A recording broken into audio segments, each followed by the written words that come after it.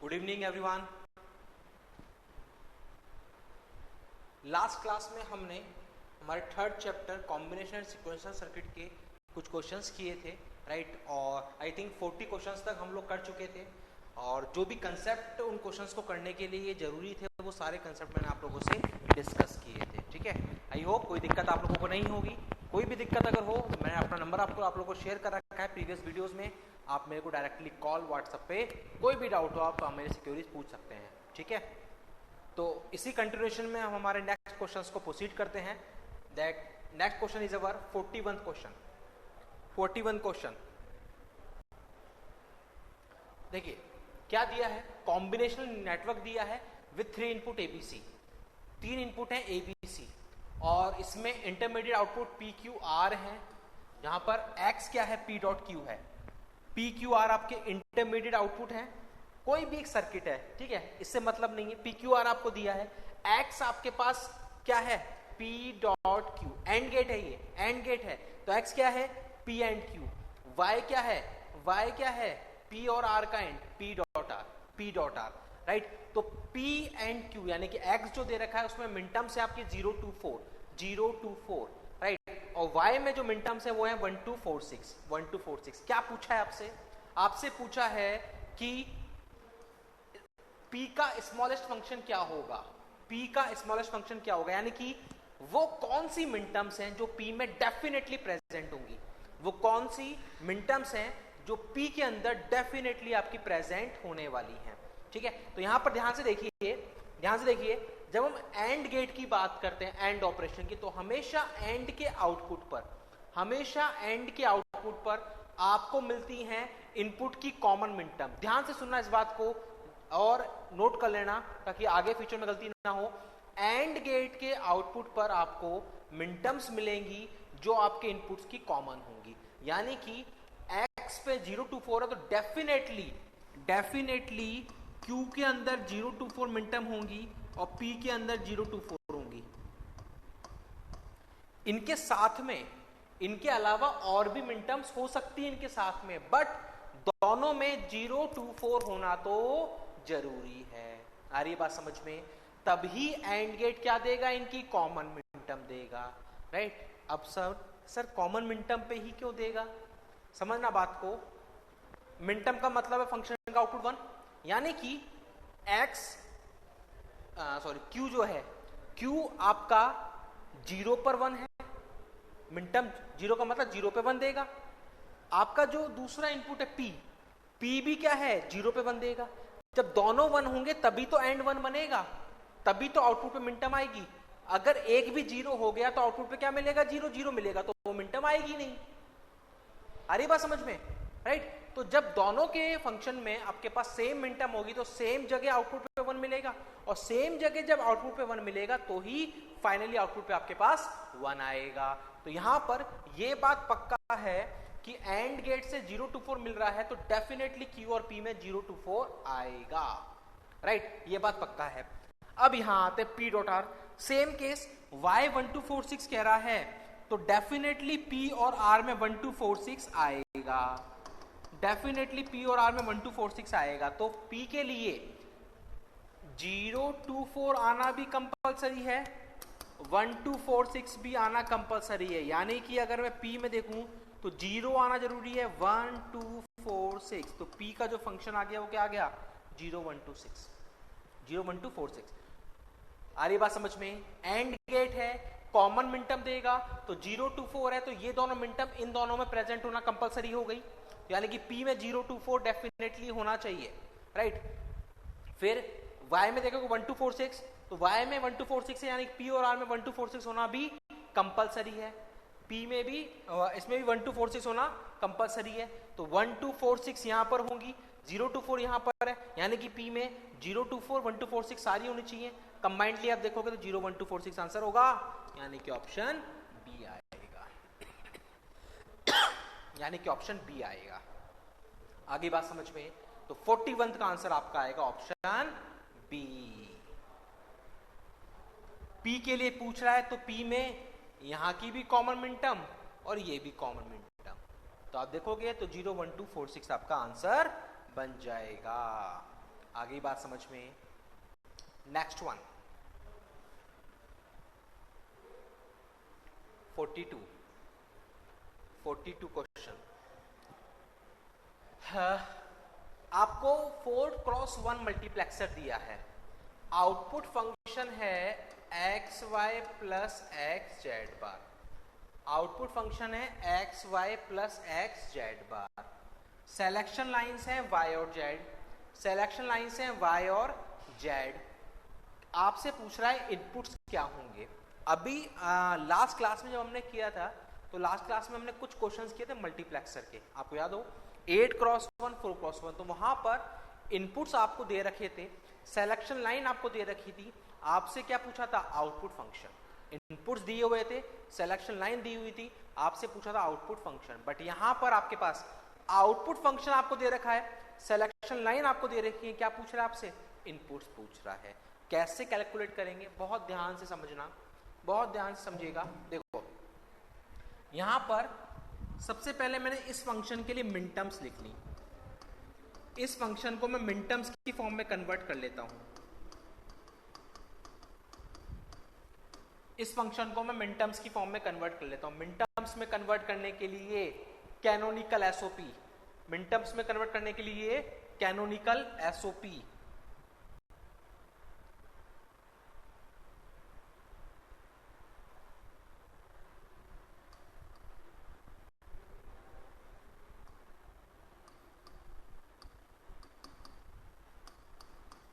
Canonical SOP में क्या होता है, फॉर एग्जाम्पल आपको दिया है F A B C, A bar B B C plus A C bar, तो कैनोनिकल एसओपी में हम क्या करते हैं dot one, B C dot one, A C bar dot one कर सकता हूं।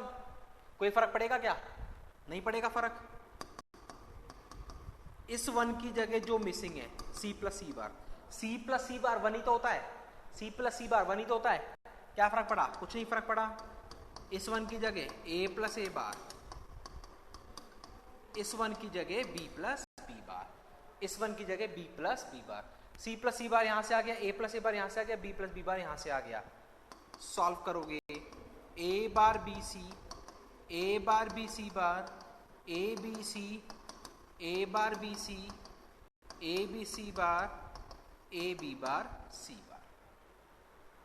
क्लियर है, क्लियर है। तो यहां पर आप देखें एक्चुअली होता क्या मिनटर्म, जैसे कि मैंने पहले बताया था मिनटर्म का मतलब प्रोडक्ट टर्म, वो प्रोडक्ट टर्म जिसमें कि वो सारे वेरिएबल, सारे इनपुट आपके प्रेजेंट हो, जिसके लिए आपका फंक्शन डिफाइन है, वो प्रेजेंट होना जरूरी है। तो यहां पर आपके पास सारे वेरिएबल, फंक्शन 3 के लिए डिफाइन है, तीनों प्रेजेंट है। तो अगर आपको किसी पर्टिकुलर फंक्शन के लिए, किसी भी फंक्शन के लिए मिनटर्म्स में कन्वर्ट करना है तो हम एक मेथड काम में लेते हैं, that is called canonical form. Canonical इस तरीके से नोट कर लो एक बार इसको, फिर वापस चलते हैं क्वेश्चन के ऊपर हमारे।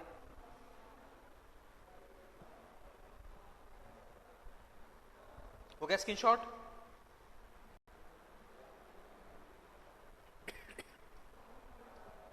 यहां पर फंक्शन आपको दिया है X Y plus X Z bar, तो इसका कैनोनिकल, इसकी मिनटर्म्स हम लिखते हैं, Z plus Z bar missing है, Y plus Y bar missing है, Z plus Z bar missing है, Y plus Y bar missing है। क्या जाएगा X Y Z, X Y Z bar, X Y Z bar, X Y bar Z bar, X Y Z, X Y Z bar, X Y Z bar, X Y bar Z बार आएगा क्या।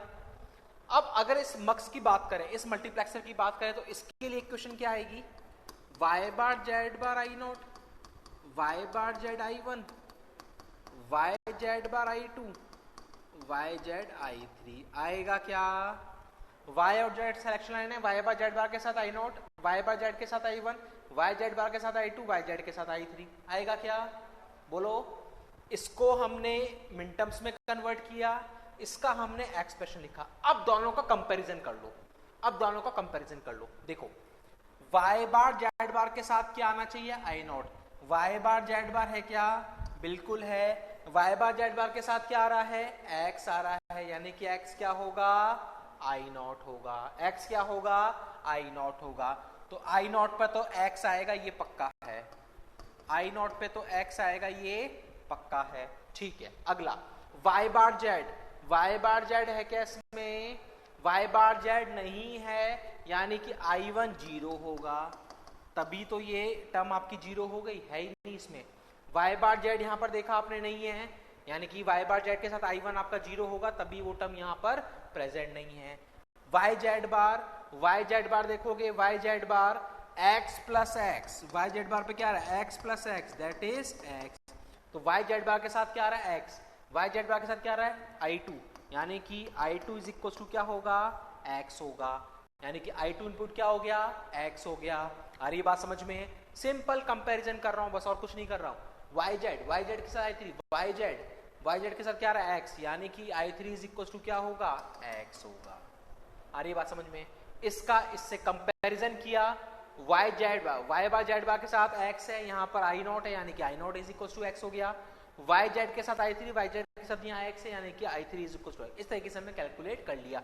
तो finally I not पे x, I1 पे 0, I2 पे x, I3 पे x, option D match करेगा क्या? I not पे x, I1 पे 0, I2 पे x, I3 पे x, ऑप्शन डी मैच करेगा। तो 42 का आंसर आएगा ऑप्शन डी। तो इस तरह का क्वेश्चन अगर आपसे पूछ ले, जहां पर आउटपुट फंक्शन दे दे और आपको सिलेक्शन लाइन दे दे, इनपुट्स कैलकुलेट करनी हो, तो आपको इस तरह का प्रोसीजर वहां पर फॉलो करना होगा। आगे बात समझ में? तो वैरायटी ऑफ क्वेश्चन हो गया कि सिलेक्शन लाइन है, इनपुट्स है, आउटपुट फंक्शन पूछ रहा है, जो हम ऑलरेडी कर चुके हैं कुछ क्वेश्चंस। यहां पर अगला टाइप का क्वेश्चन आया, आउटपुट फंक्शन है, सिलेक्शन लाइन दी है, इनपुट्स क्या होंगे ये बताने हैं। ठीक है, तो इस तरीके से हम उसको सॉल्व कर लेंगे। तो 42 हो गया हमारा option D. Now the next one 43 पे एफ, वही same procedure, B bar C bar के साथ आई नॉट यानी कि ए, बी बार सी के साथ I1 यानी कि ए, बी सी बार के साथ I2 यानी कि ए बार, बी सी के साथ I3 यानी कि ए बार। ये 0 1 2 3 आएगा, है ना? ठीक है, तो बी बार सी बार के साथ A, B bar C bar I0, B bar C I1, B C bar I2, B C I3। Solve करेंगे इसको, तो ये आपका है ए बी बार सी बार, ये है ए बी बार सी, ये है ए बार बी सी बार, और ये है ए बार बी सी।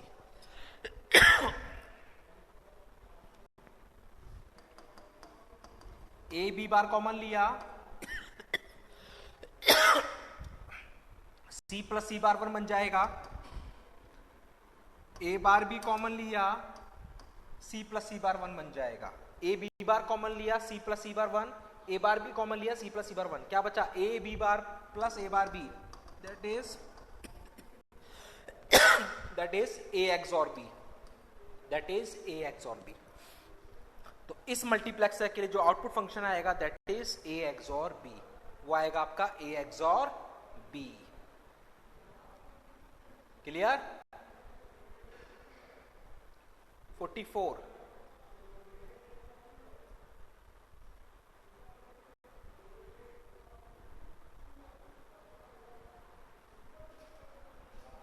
क्या पूछ रहा है? A combination circuit accepts a 2-bit binary number. Combination circuit accepts a 2-bit binary number, 2 bit का बाइनरी नंबर एक्सेप्ट कर रहा है। एक कॉम्बिनेशन सर्किट है जो 2 बिट का बाइनरी नंबर एक्सेप्ट कर रहा है, और आउटपुट क्या है? उसका स्क्वायर है।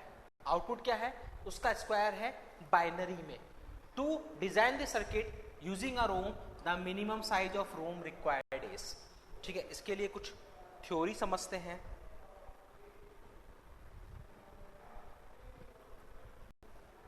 सबसे पहले तो इनपुट और आउटपुट के लिए टेबल बनाते हैं। 2 बिट का बाइनरी है 0 0 0 1 1 0 1 1। 0 का स्क्वायर क्या होता है? 0 0 0। 1 का स्क्वायर 1 ही रहता है। 2 का स्क्वायर, ये 2 है, 2 का स्क्वायर 4 होगा, दैट इज 0 1 0 0। 3 का स्क्वायर 9 होगा, 3 का स्क्वायर 9 होगा, दैट इज 1 0 0 1। बोलो का दिक्कत? सिंपल सा कह रहा है इनपुट आपके पास 2 बिट में है और आउटपुट में उसका स्क्वायर है बाइनरी में, उसका स्क्वायर है बाइनरी में। तो 0 का स्क्वायर 0 बाइनरी में, 1 का स्क्वायर 1 बाइनरी में, 2 का स्क्वायर 4 बाइनरी में, 3 का स्क्वायर 9 बाइनरी में। रोम के लिए साइज ऑफ रोम और memory of ROM, size of ROM और memory of ROM is equals to 2 raised to power n into n, 2 raised to power n into n, 2 raised to power n into n. N is number of inputs and m is number of outputs. ठीक है, तो यहां पर आप देखोगे कि input कितने bit का है आपके पास, 2 बिट का है। तो इनपुट तो हो गया 2 बिट का, आउटपुट कितने आ रहे हैं 1 2 3 4, आउटपुट कितने बिट का आ रहा है और कितने आ रहे हैं आपके 4 आ रहे हैं। तो क्या हो गया 4 into 4। Number of input N की वैल्यू क्या है 2 बिट का है 2:2, आउटपुट 4 बिट का 4 2:2 into 4 यानी कि 4 into 4। नोट कर लो इसको, जल्दी से नोट कर लो इसको। Size of ROM, memory of ROM or called capacity of ROM, that is equals to 2 raised to power n cross m, n is number of inputs and m is number of outputs। तो इस particular question के लिए हमने देखा कि हमारे पास इस particular question के लिए आप देखोगे 2 raised to 2 cross 4, that is 4 cross 4 आने वाला है, ऑप्शन सी आएगा, है ना, ऑप्शन सी आएगा रोम के लिए। एंड नंबर ऑफ इनपुट आपके पास 2 थे, 2 बिट का है, आउटपुट के लिए स्क्वायर में यहाँ पर 4 बिट चाहिए तो 4 हो गया, 2:2 क्रॉस 4 4 क्रॉस 4, ऑप्शन सी 44 का answer, right. 45, which one of the following is true, कौन सा ट्रू है, both latch and flip flop are edge triggered, a latch is level triggered and flip flop is edge triggered. Latch आपका level triggered होता है, flip flop edge triggered होता है, ठीक है, डायरेक्टली आप याद रख ले। लैच आपका लेवल 0 1, लेवल का मतलब क्या होता है, that is positive level, that is negative level, that is positive level, that is negative level, that is positive edge, that is negative edge, that is positive edge, that is negative edge, positive level negative level, positive edge negative edge. तो level को जो triggering मिलती है वो 0 1 की मिलती है, तो ये आपका लॉजिक 1 पर है और ये आपका लॉजिक 0 पर है। तो उस सेंस में हम कहते हैं कि लैच आपका लेवल ट्रिगर्ड होता है क्योंकि वहां पर आप 0 1 से ही उसको एक्टिवेट करते हो, चेंज करते हो वैल्यूज को, that is your level, right. और फ्लिप फ्लॉप आपके जनरली एज ट्रिगर्ड होते हैं, ठीक है, लेवल ट्रिगरिंग में वहां पर थोड़ा सा प्रॉब्लम रहती है रेस अराउंड कंडीशंस की, ठीक है। तो सिंपल सा है, याद रख लेना आपको, लैच आपका लेवल ट्रिगर्ड है, फ्लिप फ्लॉप एज ट्रिगर्ड है। 45 का ऑप्शन बी था। 46, विच one of the following is not a synchronous counter, synchronous counter कौन सा नहीं है। हमने देखा था फर्स्ट डे जब इसके क्वेश्चंस कर रहे थे तो हमारा कुछ क्वेश्चन आया था स्टार्टिंग में 4th 5th नंबर का, जहां पर हमने देखा था स्पीड ऑर्डर। तो वहां पर हमने देखा था ring counter, Johnson ring counter, synchronous, parallel synchronous series, ये सब क्या थे, सिंक्रोनस काउंटर थे। रिपल काउंटर आपका असिंक्रोनस काउंटर था, that's why option C. Ripple counter आपका सिंक्रोनस काउंटर नहीं होता, असिंक्रोनस होता है, असिंक्रोनस काउंटर होता है। 47, 4-bit synchronous counter with clear, 4-bit synchronous counter with clear, initially cleared है, ठीक है। क्या कह रहा है, Q0 is the LSB, Q3 is the MSB, Q3 MSB है, Q0 LSB है, ठीक है। क्लियर बार देखना, ध्यान समझना, यहाँ क्लियर बार है, इसको एक्टिव करने के लिए, इसको एक्टिव करने के लिए यहाँ पर 0 चाहिए होगा। अगर क्लियर होगा तो इसको एक्टिव करने के लिए, अगर क्लियर होगा तो इसको एक्टिव करने के लिए लॉजिक 1 देना होगा, और अगर क्लियर बार है तो इसको एक्टिव करने के लिए लॉजिक 0 देना होगा। अगर क्लियर है तो उसको एक्टिव करने के लिए लॉजिक 1, अगर क्लियर बार है तो उसको एक्टिव करने के लिए लॉजिक 0 देना होगा, लॉजिक 0 देना होगा। ठीक है, क्या होता है, जैसे ही क्लियर बार पे 0 आएगा, जैसे ही क्लियर बार पे 0 आएगा ये एक्टिव हो जाएगा, और ये एक्टिव होने का मतलब है ये आपका एक फ्लिप फ्लॉप है, ये आपका एक काउंटर फ्लिप फ्लॉप है। यहां पर आपकी बिट्स स्टोर होंगी, यहां पर आपकी बिट स्टोर होगी। तो जैसे ही ये क्लियर आपका एक्टिवेट हो जाएगा, ये आपका जो भी काउंटर है उसको रीसेट कर देगा। रीसेट करने का मतलब है 0 कर देगा आउटपुट को, आउटपुट को क्या कर देगा, 0 कर देगा। तो जैसे ही ये एक्टिव हुआ इसको 0 कर देगा, यानी कि काउंटर वापस अपनी स्टार्टिंग स्टेट पे पहुंच जाएगा, क्योंकि स्टार्टिंग स्टेट कहां है, 0 0 0 है। ठीक है, तो होगा क्या, ध्यान से समझना, फर्स्ट क्लॉक पे आया 0 0 0 1, हर बार +1 हो रहा है, हर बार आपका +1 हो रहा है, अप काउंटर है। ठीक है, अप काउंटर है ये आपका, हर बार +1 होगा। तो देखो यहां पर Q2 जा रहा है, तो Q2 क्या है अभी 0, Q2 0 है तो इसका बार क्या जाएगा 1, 1 जाएगा यहां पर, तो ये एक्टिवेट नहीं होगा, एक्टिवेट नहीं होगा तो बिट में कोई भी चेंजेस नहीं होंगे। आ रही है बात समझ में, Q2 यहां पर 0 है, 0 आया तो 1, 1 यहां पर गया तो ये एक्टिवेट नहीं होगा, एक्टिवेट नहीं होगा तो इन बिट में कोई चेंजेस नहीं होंगे, एक बिट से +1 हो जाएगा, क्योंकि ये अप काउंटर है तो +1 कट जाएगा, +1 करा तो अब आया 0 1 0, अभी भी Q2 0 है 1, कुछ फर्क नहीं पड़ेगा, अगली क्लॉक पे आया 0 1 1, अभी भी कोई फर्क नहीं पड़ेगा, कोई फर्क नहीं पड़ेगा, वापस से प्लस कट जाएगा। अब आया Q2 पे 1, अब आया Q2 पे 1, Q2 पे 1 आया तो यहां पर 1, ये नॉट गेट 0 देगा, ये 0, क्लियर बार पे 0 आया तो एक्टिवेट होगा, एक्टिवेट होता ही सारी बिट्स को क्या कर देगा, रीसेट कर देगा, रीसेट कर देगा, यानी कि अगली क्लॉक पे क्या मिल जाएगा आपको, वापस से सेम स्टेट मिल जाएगी, अगली क्लॉक पे क्या मिल जाएगी, वापस से सेम स्टेट। कितना मॉड काउंटर हुआ, कितनी स्टेट्स आई हैं, ये वापस आ गई, तो यहां तक कितनी आई, 5 आई हैं, तो कितना मॉड काउंटर हो गया, मॉड 5 हो गया। ये पूछ रहा है कितना मॉड काउंटर है, तो मेरा आंसर होगा ऑप्शन डी, मॉड 5 काउंटर। आई बात समझ में, यहां पर इंपॉर्टेंट रोल था इस चीज का, तो ये पॉइंट आपको समझना है। क्लियर अगर देता तो 1 पर ये एक्टिवेट हो जाता, क्लियर बार दिया तो 0 पे, तो जब तक यहाँ 0 नहीं आएगा जब तक चलता रहेगा, चलता है, जैसे 0 आएगा इनिशियल स्टेट वापस से आपकी रिपीट कर जाएगी, स्टार्टिंग स्टेट आपकी वापस से रिपीट कर जाएगी, और आपको पता चल जाएगा कितनी स्टेट्स आई हैं, जितनी स्टेट्स आई हैं उतना ही आपका मॉड होगा, that is your mod counter, that is your mod counter. Clear, आगे बात समझ में, नोट कर लो इसको। तो 47 का आंसर आएगा option D.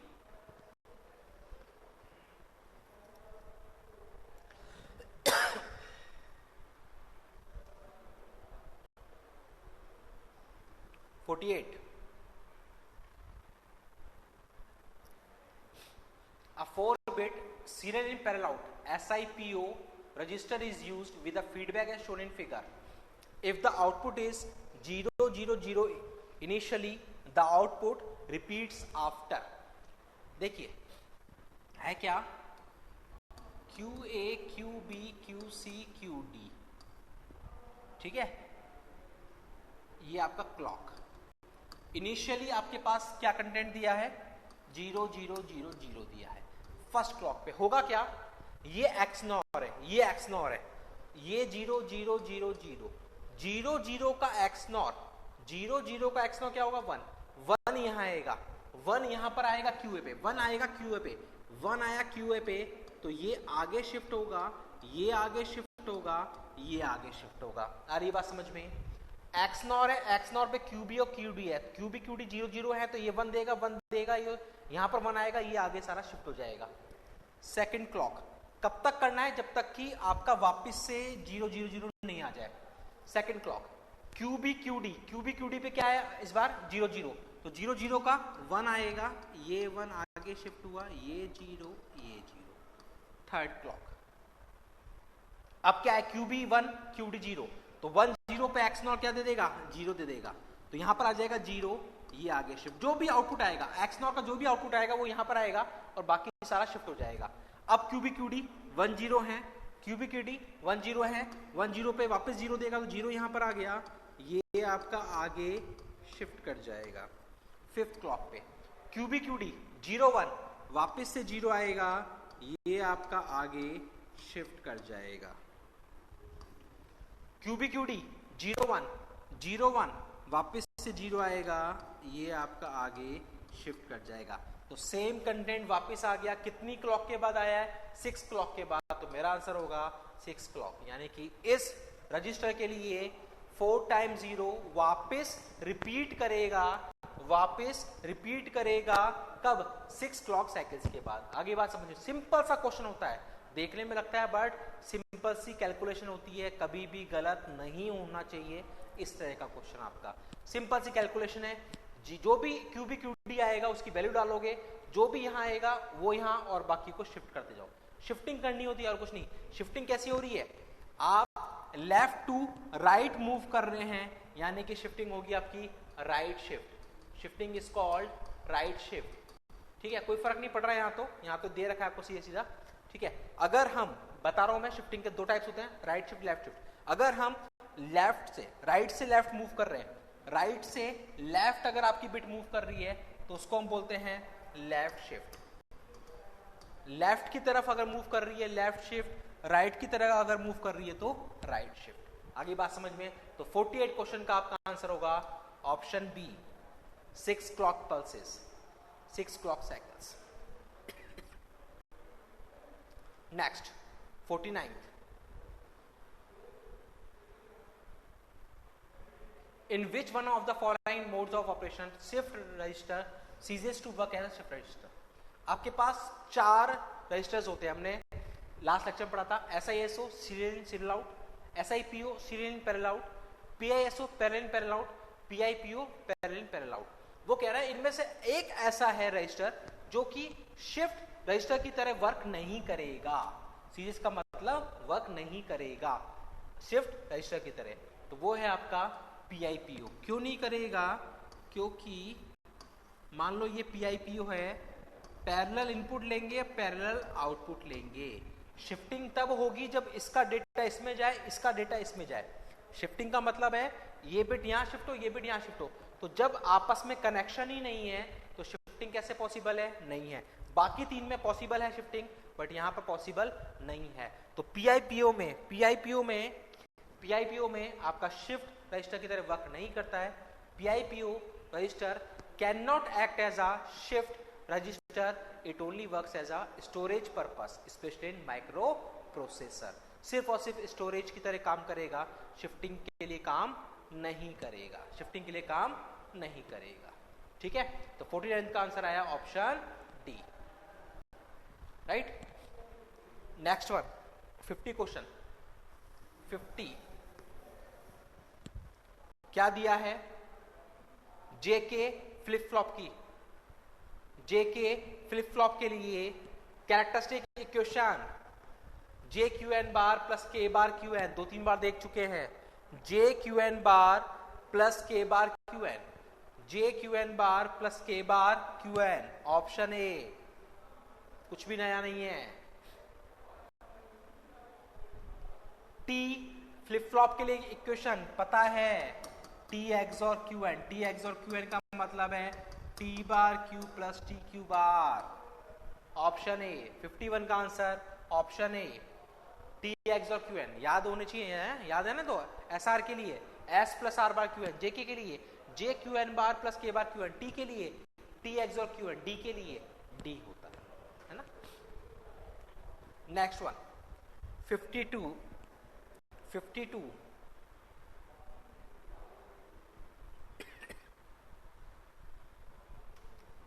if a counter having 10 flip flop initially at 0, what count will it hold after 2060 pulses? मान लो काउंटर में 10 फ्लिप फ्लॉप लगे हुए हैं जो कि इनिशियली 0 पे है। What count will be it hold after 2060 pulses? पहली बात तो 10 फ्लिप फ्लॉप है लगे हुए, तो कितना मॉड बनेगा?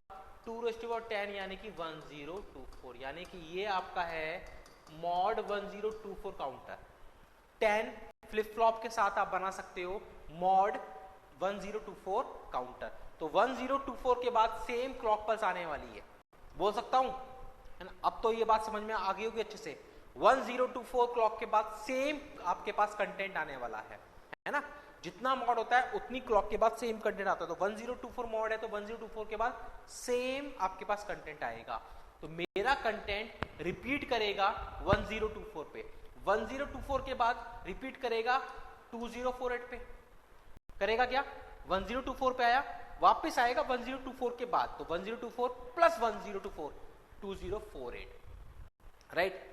आसपास पहुंच गया, 2060 के आसपास पहुंच गया।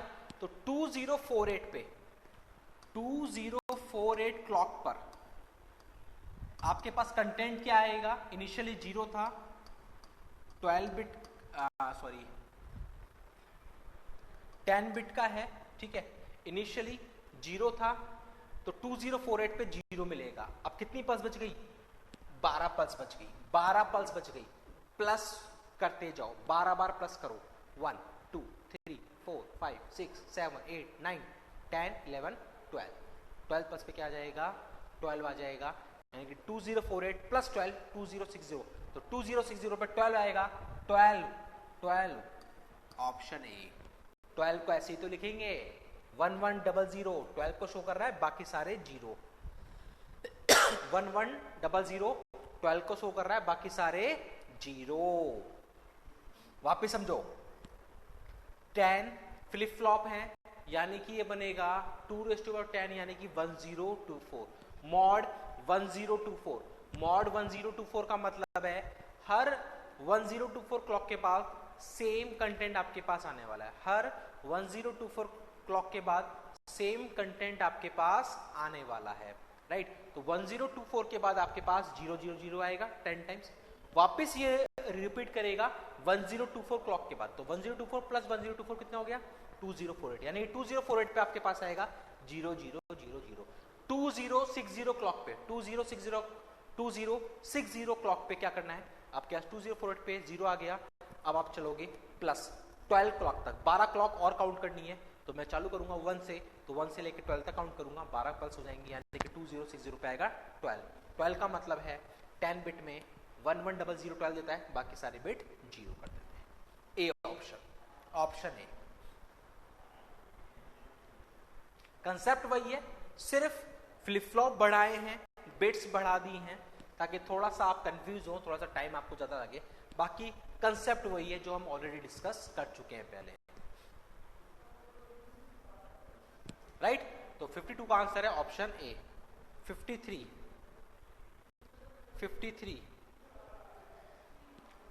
Following shift register is initially loaded with bit pattern 1010। Initially 1010 load कर रखा है। After how many clock cycles will the content of shift register be 1010 again. वापिस 1010 कितनी क्लॉक के बाद होगा?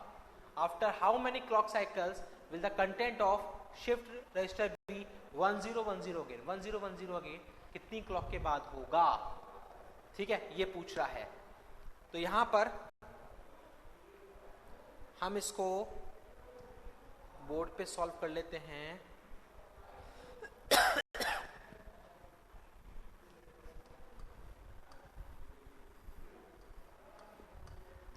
वन जीरो इनिशियली है,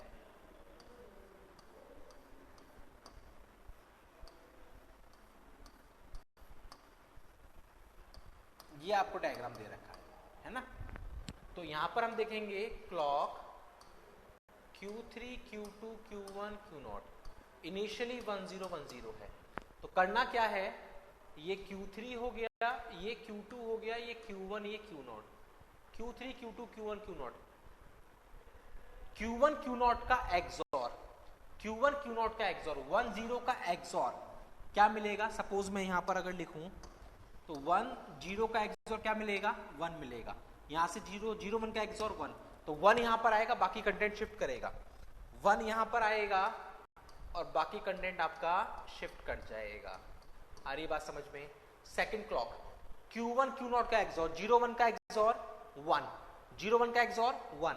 अब इस 1 का एक्सॉर Q2 के साथ 1 एक्सॉर 1 0, यहां पर 0 आया, ये आपका आगे शिफ्ट कर गया, ये आपका आगे शिफ्ट कर गया। 10 का एक्सॉर 10 का एक्सॉर 1, 1 का 1 के साथ 0, 0 यहां आएगा, ये आपका आगे शिफ्ट करेगा, 0 यहां आएगा, ये आपका आगे शिफ्ट करेगा।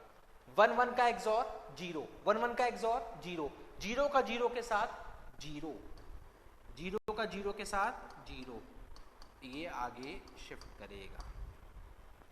0 1 का एक्सॉर 0 1 का एक्सॉर 1, 1 का 0 के साथ 1,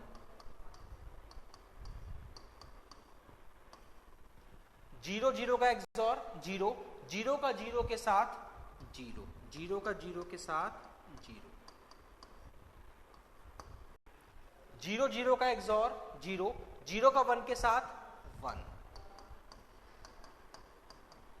तो ये सेम कंटेंट वापस आ रहा है 7 क्लॉक के बाद, वापस आ रहा है 7 क्लॉक के बाद, तो हमारा आंसर होगा 7। तो सिंपल सा, इस तरह क्वेश्चन सिंपल होते हैं, बस कैलकुलेशन थोड़ा सा आपको करनी होती है, बाकी शिफ्टिंग करनी है बस। जो भी यहां पर आएगा वो उसका एक्सॉर इसके साथ, जो भी यहां पर आएगा शिफ्ट करते जाओ बस। 1 0 का एक्सॉर 1, 0 के साथ 1, 1 यहां पर आया शिफ्ट, 0 1 का एक्सॉर 1, 1 का 1 के साथ 0, शिफ्ट करते जाए, सेम कंटेंट मिलेगा। 7 क्लॉक के बाद मेरा आंसर आएगा 7। नोट कर लो इसको जल्दी से।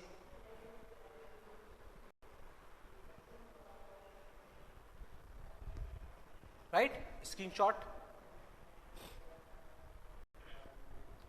तो यहां पर हमारे पास आंसर आएगा 7 क्लॉक। 1 0 1 0 रिपीट करेगा after 7 clock pass for this given shift register.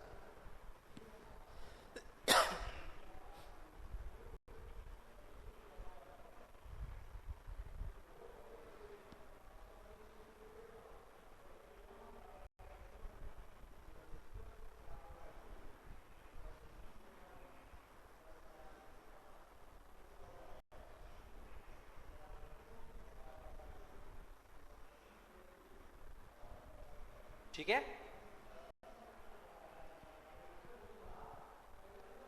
54 question, 54 question. 54 में ripple counter is to operate at a frequency of 10 megahertz. एक रिपल काउंटर आपको दिया है जो 10 मेगाहर्ट्ज क्लॉक फ्रीक्वेंसी पे ऑपरेट कर रहा है, 10 मेगाहर्ट्ज क्लॉक फ्रीक्वेंसी पे ऑपरेट कर रहा है। ठीक है, propagation delay of each flip flop in the counter is 10 nanosecond. Propagation delay कितना है?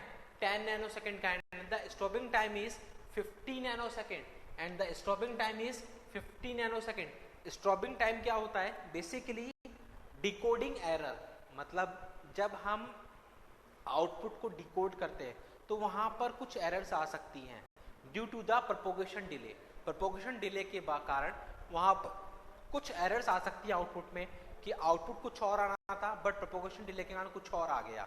तो वहां पर हम क्या करते हैं? स्ट्रोब सिग्नल काम में लेते हैं। वहां पर हम स्ट्रोब सिग्नल काम में लेते हैं, और स्ट्रोब सिग्नल बेसिकली कुछ नहीं, वो क्या करता है? आउटपुट को हैंड टू हैंड सैंपल्ड कर देता है, आउटपुट को हैंड टू हैंड सैंपल्ड कर देता है। तो सैंपल्ड करने के बाद वो सैंपल्ड वैल्यू ही जाएगी, तो आउटपुट आपका चेंज नहीं होगा, डिकोडिंग एरर कम होगी। तो डिकोडिंग एरर को हटाने के लिए हम स्ट्रोब सिग्नल काम में लेते हैं इन काउंटर, रिपल काउंटर। तो वही स्टॉपिंग टाइम है, दैट इज 50 नैनोसेकंड। पूछ रहा है how many maximum stages can the counter have, counter की कितनी स्टेजेस मैक्सिमम हो सकती हैं। ठीक है, तो यहां पर फ्रीक्वेंसी है आपके पास 10 मेगाहर्ट्ज, यहां पर फ्रीक्वेंसी है आपके पास 10 मेगाहर्ट्ज। हर फ्लिप फ्लॉप का जो डिले है that is 10 nanosecond, that is 10 नैनोसेकंड्स, और स्टॉपिंग टाइम है वो है आपका 50 नैनोसेकंड। स्टॉपिंग टाइम आपको दे रखा है 50 नैनोसेकंड्स, राइट। और आपसे पूछ रहा है कितनी स्टेजेस तक ये फॉलो हो पाएगा, कितनी स्टेजेस तक ये फॉलो हो पाएगा। ठीक है, तो यहां पर अगर आप देखोगे टोटल जो टाइम आपको चाहिए that is NTPD, that is एनटीपीडी,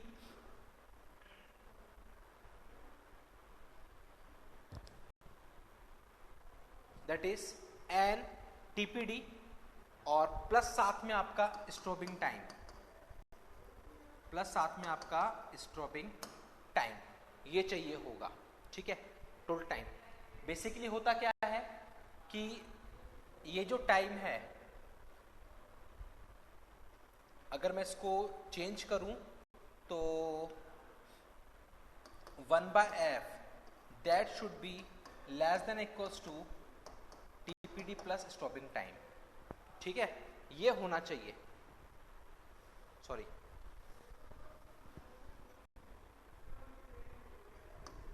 ठीक है, ऐसा कुछ रिलेशन आना चाहिए इसमें, है ना।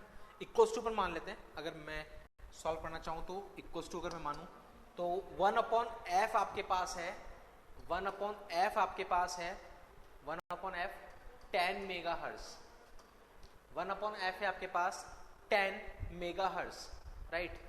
1/10 यानी कि 10⁻6 हो गया, ठीक है, इज इक्वल्स टू 1/, ये आपका होगा n into 10 nano seconds plus 50 nano seconds plus 50 nano seconds, right.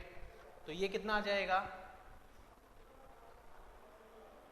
Basically that is 10 raise to power 5, that is 10 raise to the power 5 is equals to 10 raise to power 5 is equals to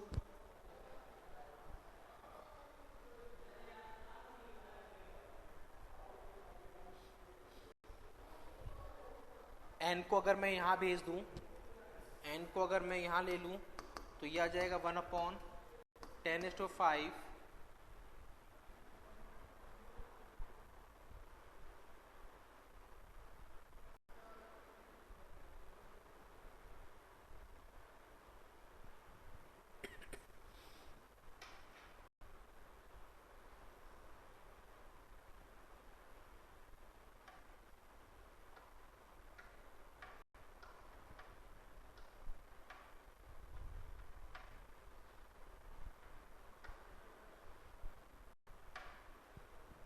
n to 10, इसको मैं वापस लिखता हूं, n into 10 plus 50 is equals to 1/10⁵, ये हुआ। तो ये -5 हो जाएगा, 10⁻⁻5 प्लस -50/10, ठीक है। 10⁻⁵ that is 50, that is 50